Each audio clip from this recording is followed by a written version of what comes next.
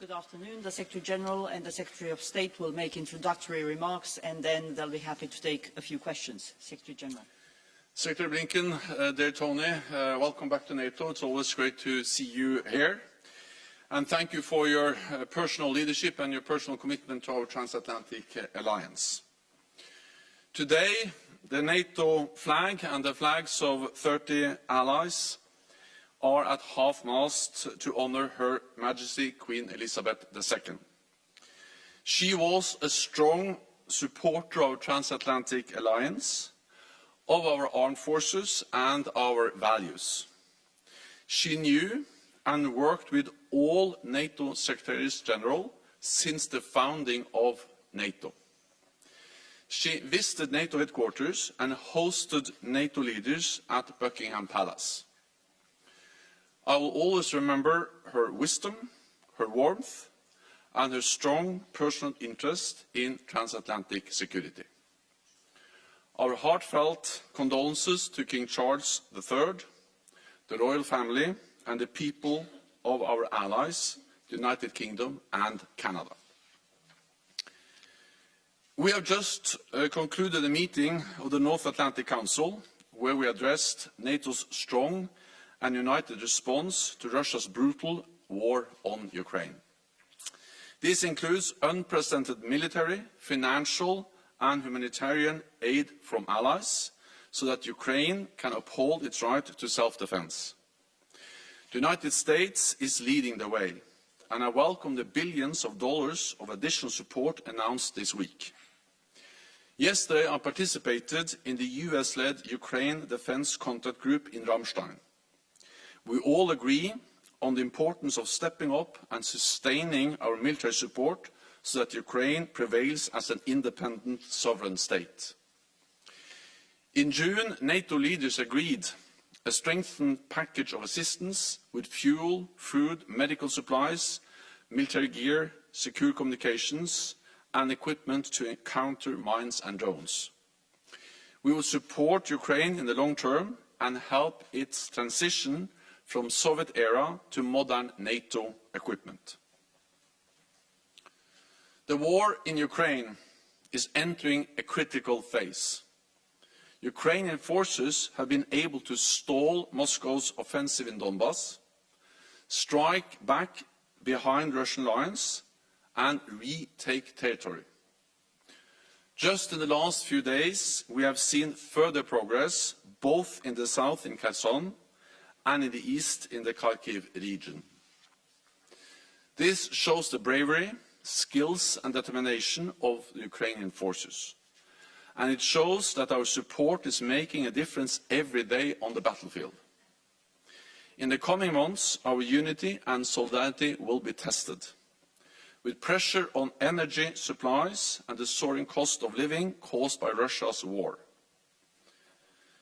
But the price we pay is measured in money, while the price the Ukrainians are paying is measured in lives, lost lives every day. And all of us will pay a much higher price if Russia and other authoritarian regimes see that their aggression is rewarded. If Russia stops fighting, there will be peace. If Ukraine stops fighting, it will cease to exist as an independent nation.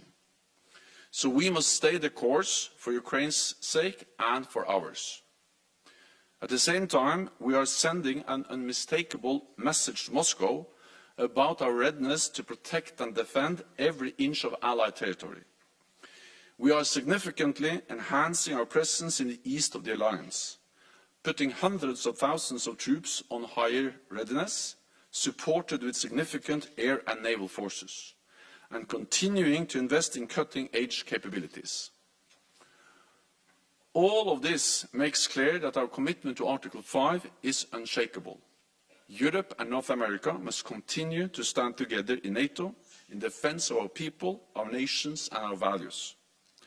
So Secretary Blinken, dear Tony, thank you again for your leadership, for being here and for a strong personal commitment to our alliance. Please, you have the floor.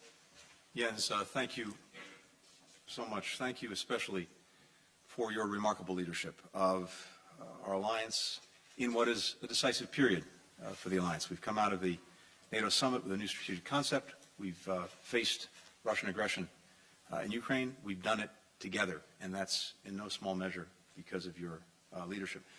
Before speaking about what brings me here today, I'd like to join Jens in taking a moment just to honor the truly extraordinary life of Her Majesty Queen Elizabeth II. On her 21st birthday, then Princess Elizabeth committed to dedicating her life to serving the people of the Commonwealth. For more than 70 years, a period during which the United Kingdom and the world witnessed unprecedented change, the Queen did just that, while personifying a sense of stability and continuity in turbulent times.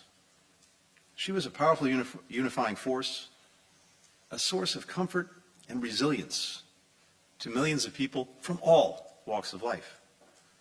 On behalf of the United States, I extend our deepest condolences to our British friends, to the government of the United Kingdom, to the royal family.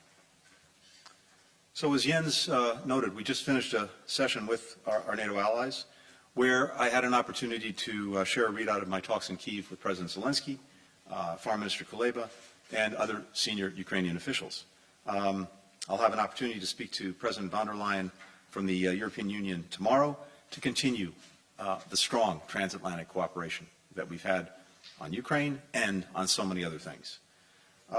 These consultations are just the latest example of the unity and strength of our alliance. Yesterday, as I was in Kyiv, Secretary of Defense Austin convened the 5th meeting of the Ukraine Defense Contact Group at Ramstein Air Base in Germany. More than 50 countries took part, including Ukraine's defense minister, as well as the Secretary General. Support from that group continues to make a decisive difference on the battlefield, where Ukraine's brave defenders are not just holding ground, they are retaking their sovereign territory in a two-front counteroffensive. As I told President Zelensky, the support of the United States is unwavering. I announced more than $2.8 billion in additional security assistance for Ukraine and also for its neighbors. That support includes $675 million in new military aid to Ukraine. This is part of the 20th drawdown of military equipment that President Biden has initiated, going back before the Russian aggression. It includes more guided multiple launch rocket systems, artillery ammunition, high-speed anti-radiation missiles, anti-tank systems. 20th drawdown now totals $14.7 billion. That sum also includes approximately $2.2 billion in what we call foreign military financing for Ukraine, but also for European allies and partners. That will allow them to begin to acquire systems for the medium and long term that will be essential to deterring and, if necessary, defending against further Russian aggression in the years to come. Our unity here at NATO, across our alliances and partnerships, at the United Nations and other international institutions, is essential to advancing our objectives, shared objectives, supporting Ukraine's capacity to defend itself, sustaining pressure on Russia for its aggression, ensuring that Ukraine is in the strongest position when conditions are right for negotiations. For as President Zelensky has said, and rightly said, diplomacy is the only way to definitively end Russia's war of aggression. We see in this moment no indication from Russia that it would be prepared to seriously pursue such diplomacy, but if and when that time comes, Ukraine has to be in the strongest possible position. Now, President Putin thought that he would divide and weaken NATO. Today, the alliance is stronger, more unified, better resourced than ever before, and I heard further evidence in our session with NATO partners today. We'll soon welcome Finland and Sweden as new allies. We've approved a new strategic concept to meet 21st century threats, and more allies are meeting their pledge to spend 2% of their GDP on defense. President Putin thought that he would divide the Ukrainian people and swiftly absorb their nation into Russia. But the Kremlin's efforts to impose its will by force on Ukraine have only further united its people around the goal of defending their sovereignty and preserving a free and open democracy. President Putin thought his invasion would showcase the Russian military's might and sophistication. Instead, the Russian army is turning to North Korea and Iran for badly needed supplies, while Ukraine's military capability continues to get stronger, thanks to its leadership, thanks to the courage of its fighters, and thanks to the robust support from allies and partners. President Putin thought that our willingness to apply economic pressure would fade with time. Instead, we and our partners and allies have stuck together in the face of Moscow's coercion and threats, imposing unprecedented costs on Russia's economy. To date, over 1,000 foreign companies have quit the Russian market. Export controls on semiconductors and other advanced technologies mean that Russia cannot sustain, never mind modernize, key sectors from automobile manufacturing to military exports to energy exploration. Russian imports of parts and finished products have been cut in half from a year ago. What does that mean?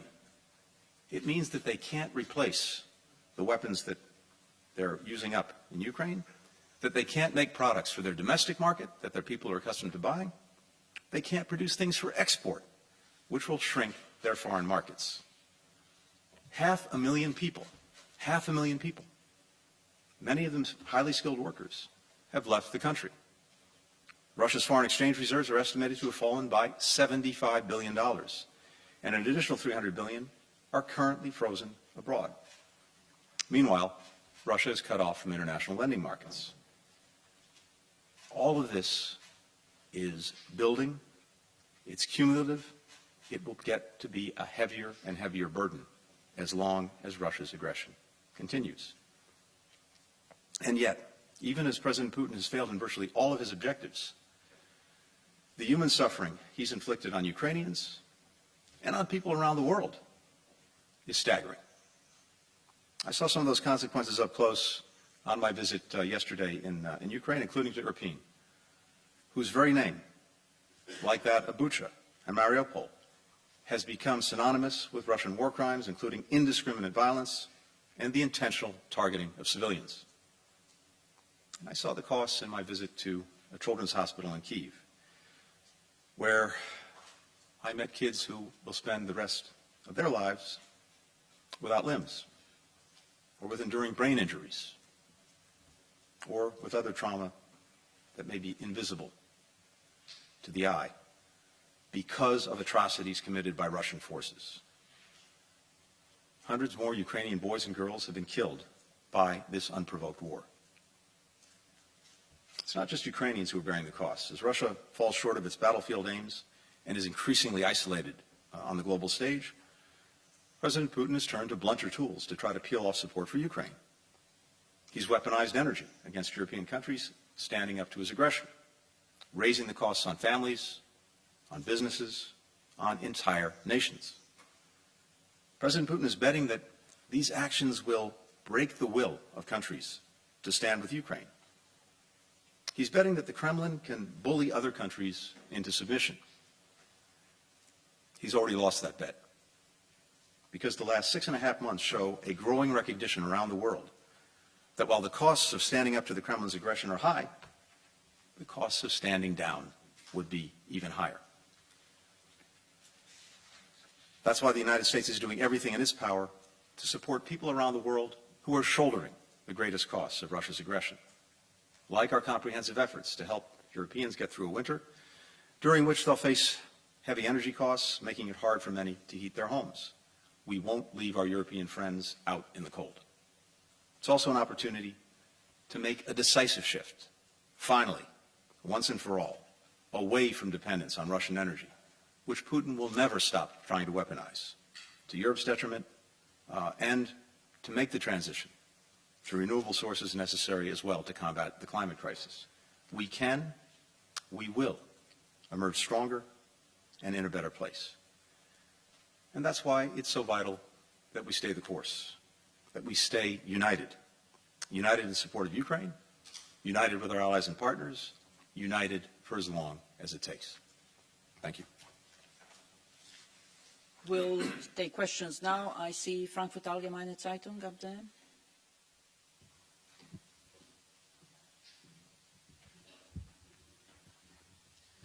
Thanks a lot. Thomas Kutschka, Frankfurter Allgemeine Zeitung. A question to you, Secretary Blinken. We've seen this astonishing move of Ukrainian forces in the northeast of their country, pushing possibly 50 kilometers into Russian-occupied territory. How do you explain that? It appears the Russian army is hardly even fighting. Is it on the brink of collapse in that area? Do you have an explanation for that? And do you see this potentially as a turning point in this war? And a question to the Secretary General, if I may. You're constantly making the case for member states to send more ammunition, more arms to Ukraine.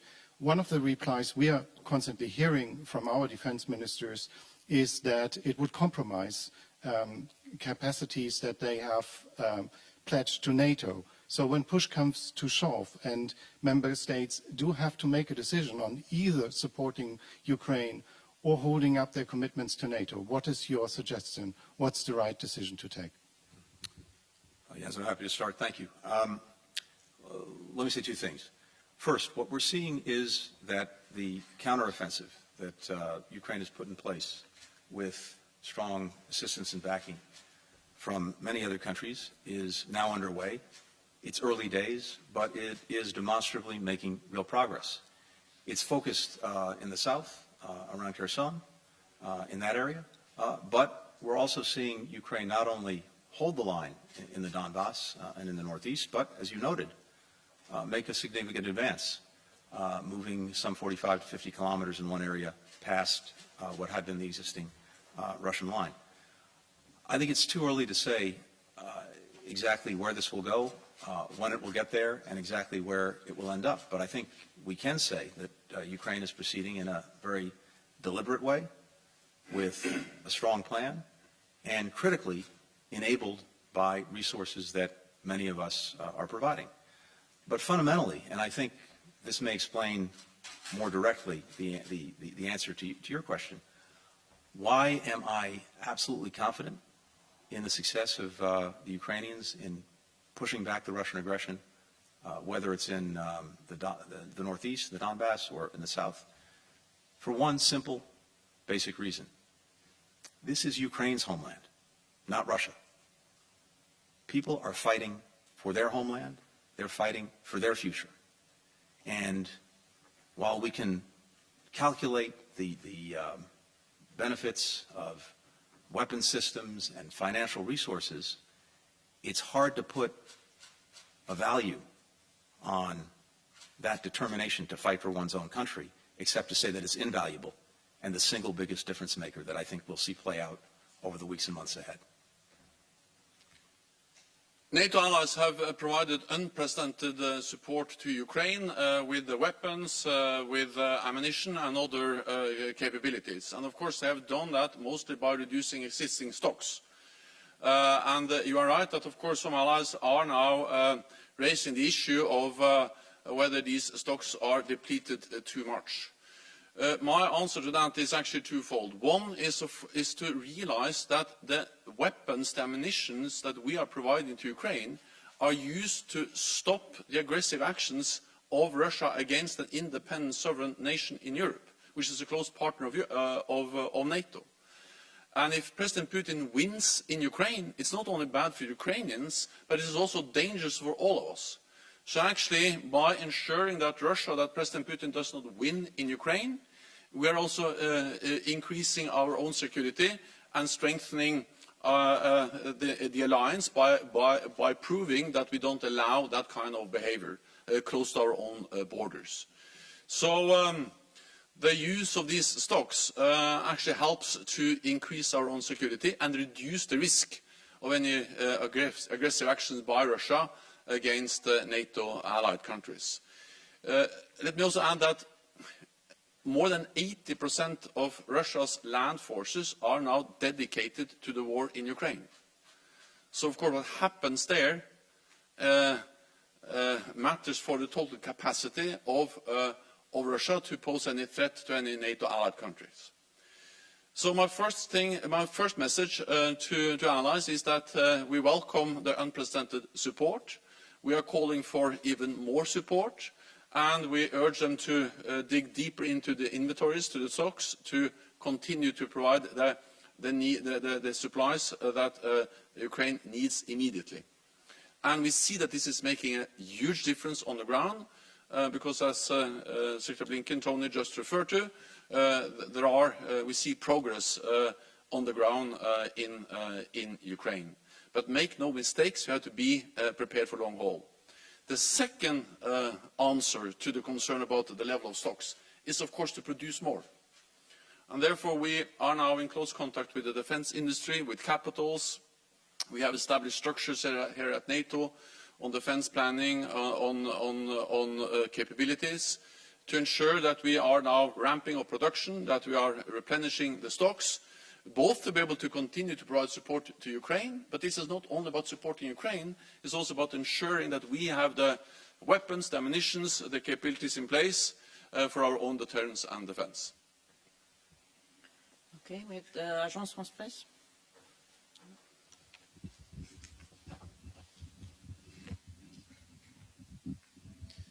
Thank you, Mr. Secretary. Thank you, Mr. Secretary General. Can I follow up my colleague's question a bit on the state of where it is? Russia has just announced that they're sending reinforcements into the Kharkiv area.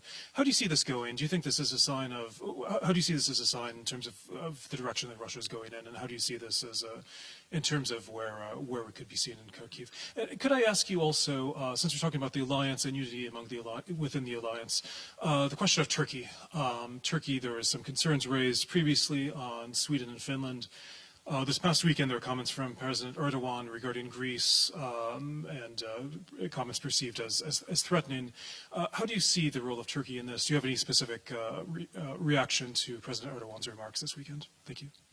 Sean, thank you. On the first question, following up on our German colleague, look, the counteroffensive, again, is in its early days, so I don't want to prejudge, as I said, where it will go and how far it will get, but the initial signs are positive, and we see Ukraine making real demonstrable progress in a deliberate way.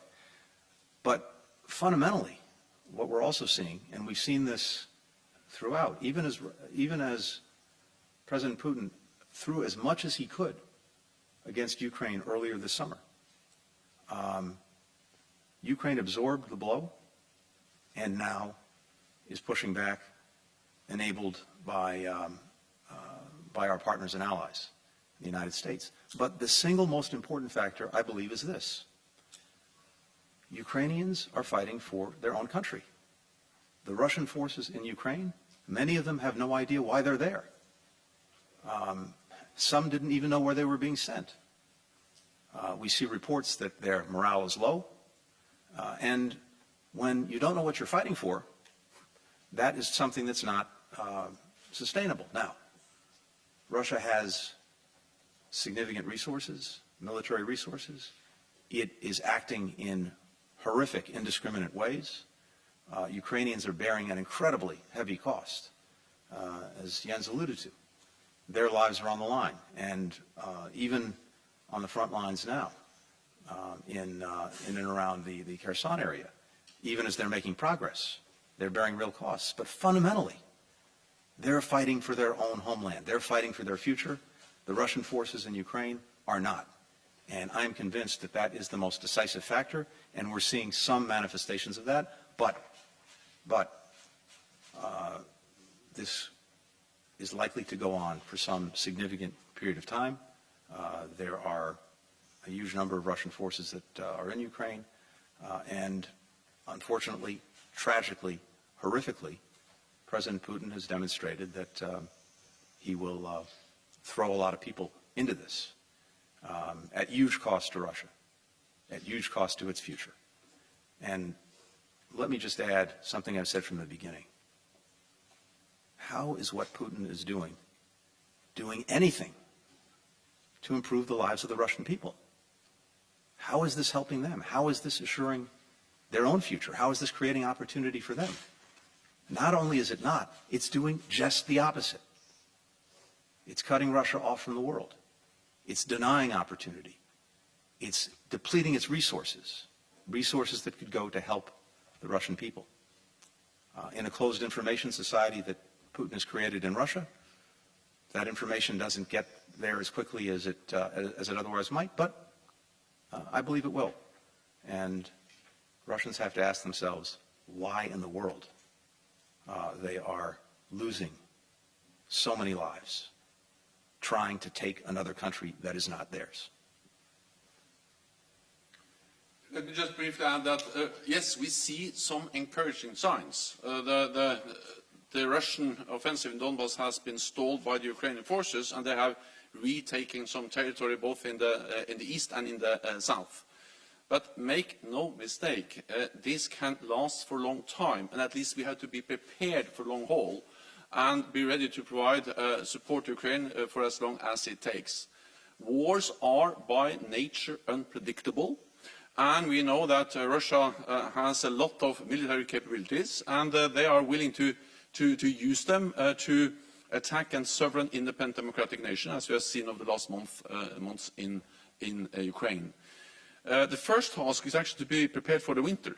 The winter is coming, it's going to be hard, and therefore we need both to continue to supply weapons and ammunition, but also winter clothing,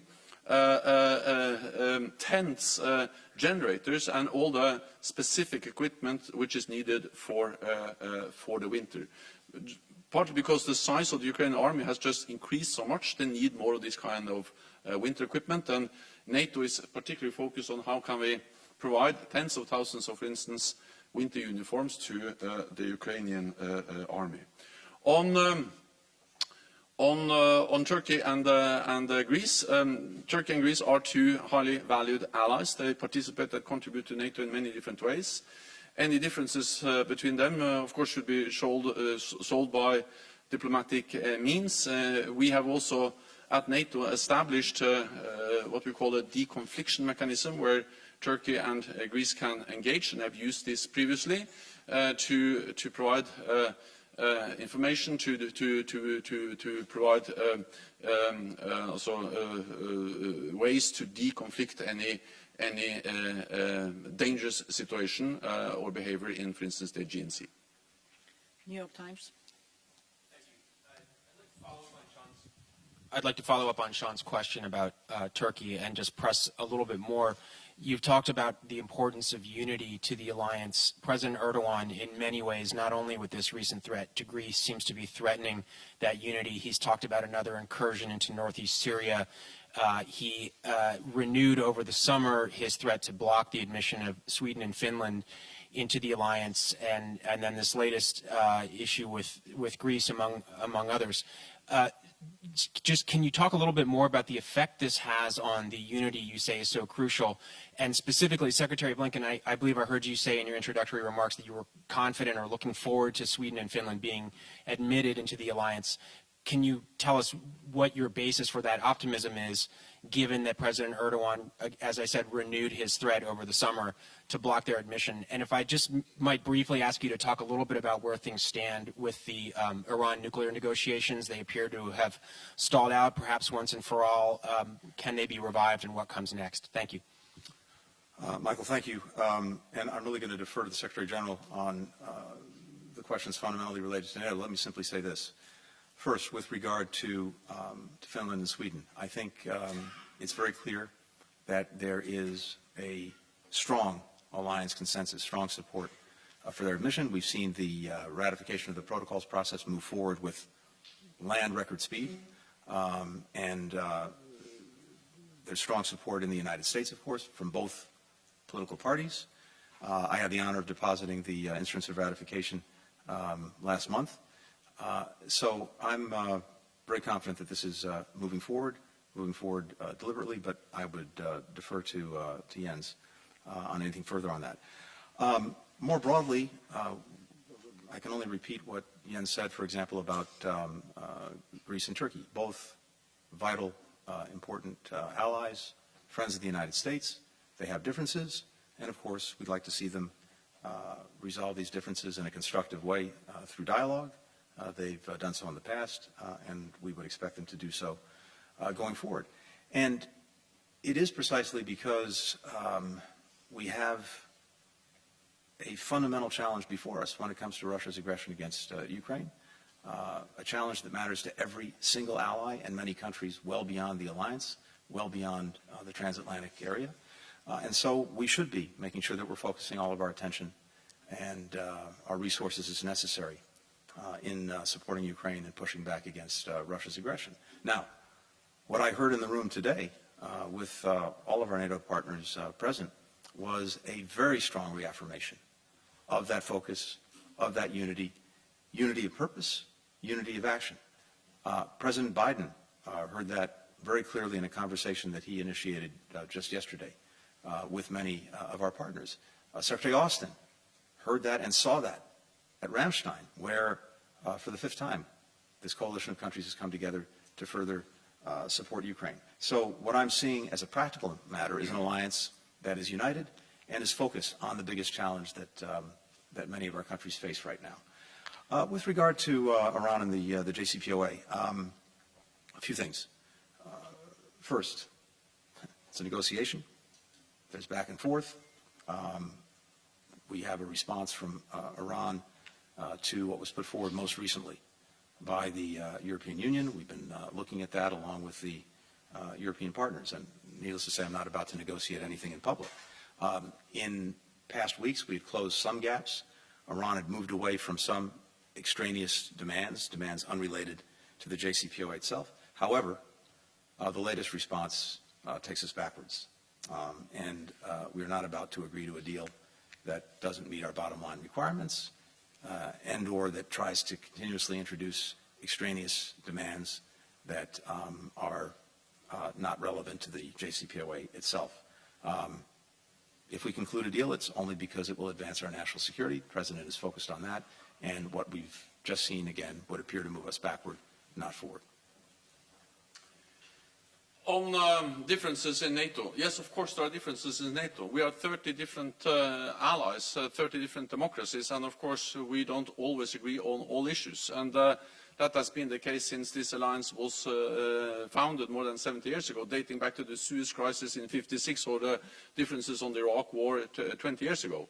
And of course we also see differences today.